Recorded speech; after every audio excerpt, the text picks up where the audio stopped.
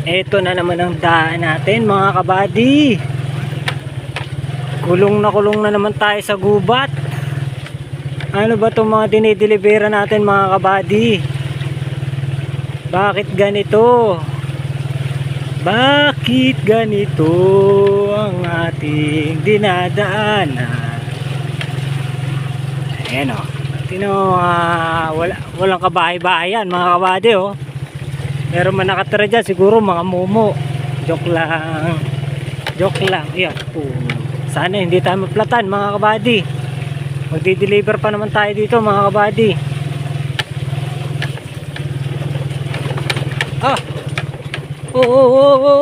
Grabe ang daan natin mga kabady. Puta na lalim. Patay tayo dyan mga kabady. Aray ka pa. Aray.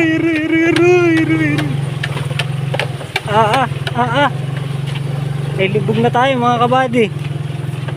Di-deliver lang tayo isa. Ayan o. Ay grabe. Ano ito? Ano? Anyari na? Anong nangyari mga kabady? Yun lang ba? Mahirapan tayo dumaan din mga kabady. Ay sus ko po, baha ang ating dadaanan. Saan tayo dadaan mga kabady? Diyos ko po, baha. Yun lang ang problema, baha. Diyos ko po, paano na ito? Baha, aroy, ang lalim. Dito kaya ng ating motor mga kabady. Kabady, tulungan nyo ako. Ako, lalim. Kabady, tulungan nyo ako. Yun na nga po, tsanggala. Namatay na mga kabady. Nalugmok na tayo dito sa putik. Aroy. Hadoy na yan, hadoy. Tay tayo dyan.